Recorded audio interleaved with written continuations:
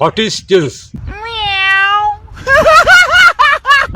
Tense is a part of grammar that shows the time of the action, whatever it happens, in the present past or future. In simple words, tense acts with something happens.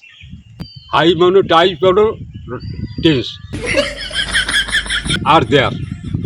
There are three main types of tense: present tense, past tense, future tense.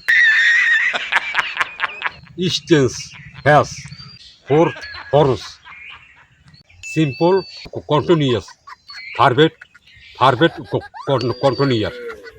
So total 12 tense.